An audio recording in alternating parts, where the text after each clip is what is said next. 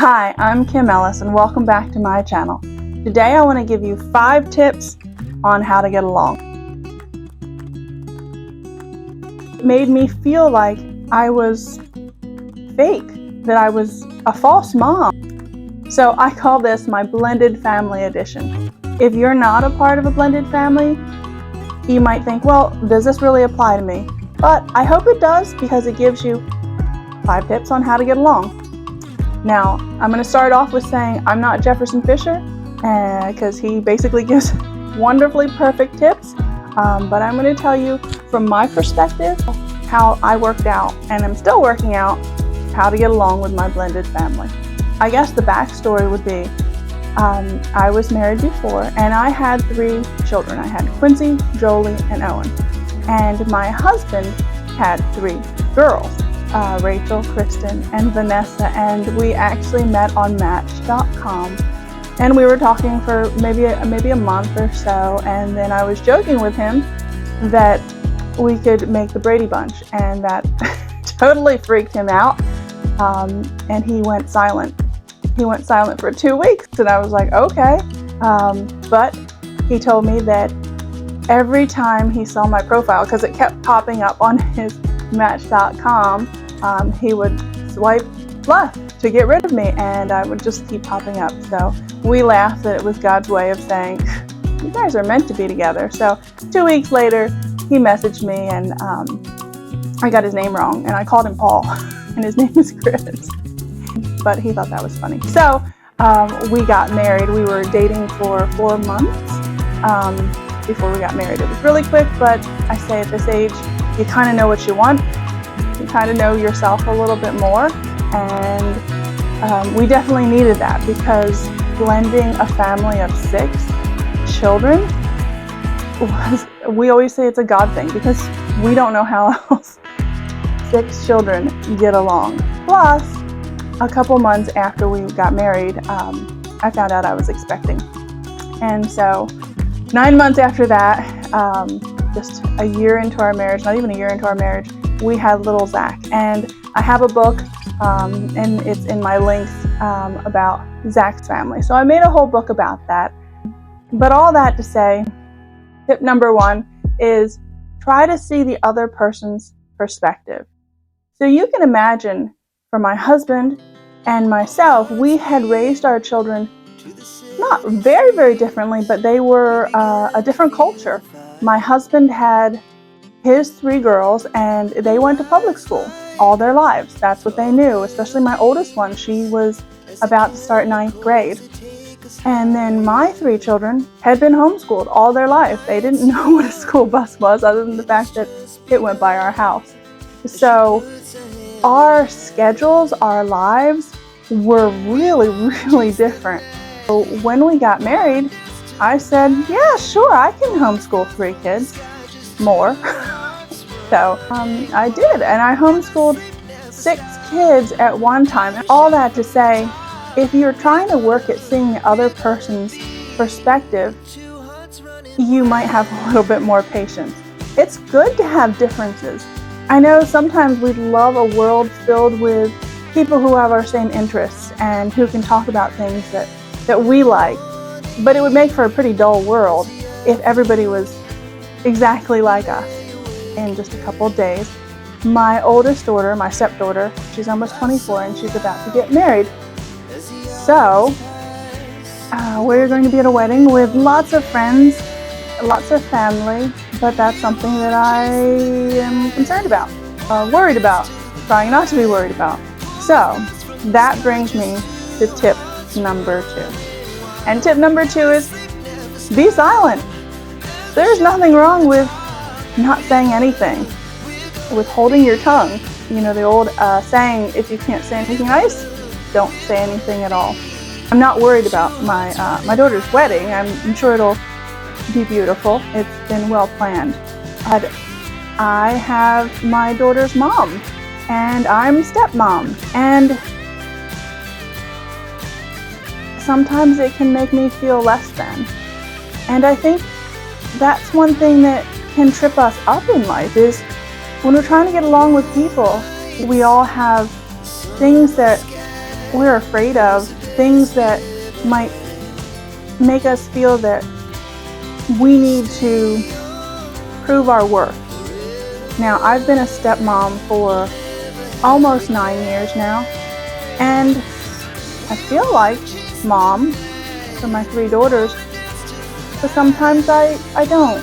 Sometimes I feel like I'm just not as important as their other mom. And I think one thing that's given me perspective is I'm adopted. And I know I never looked like my mom or my dad. It's kind of ironic and kind of funny in a way. When I became a stepmom, I had 3 little girls that had beautiful blue eyes that didn't look like my brown eyes.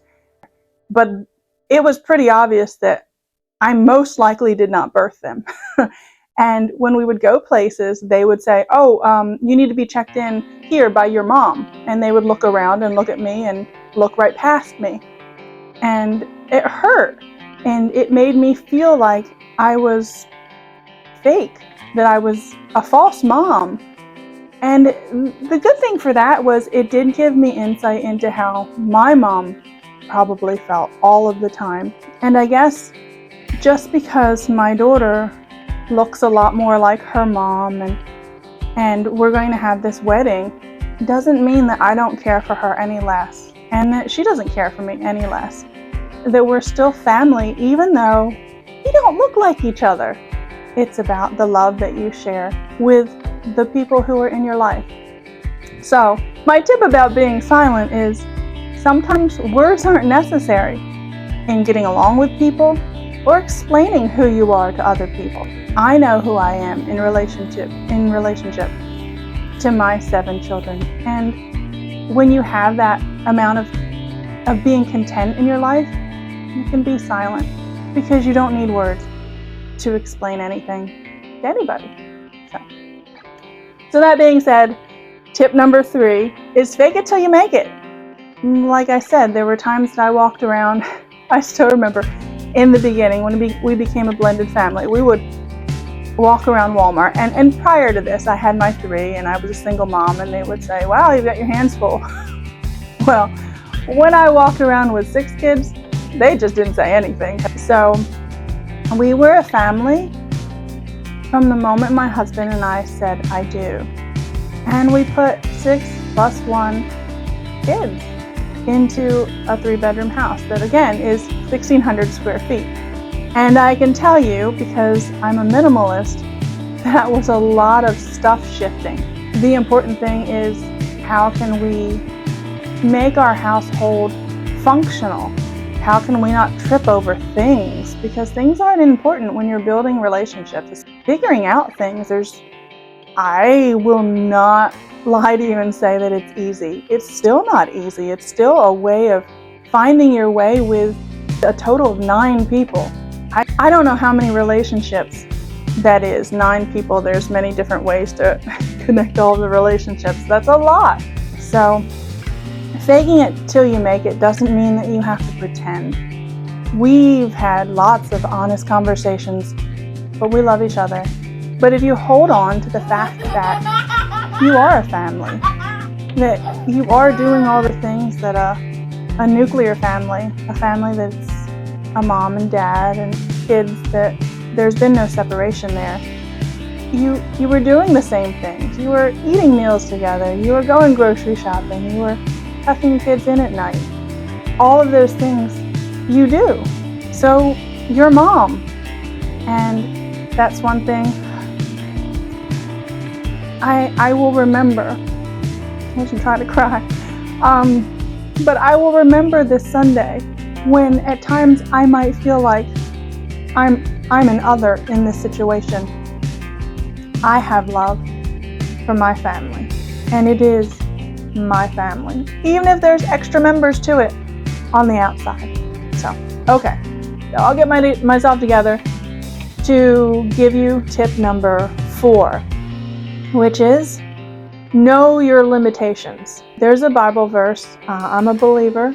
It is from Romans 12:18, and it says, if it is possible, as far as it depends on you, live at peace with everyone.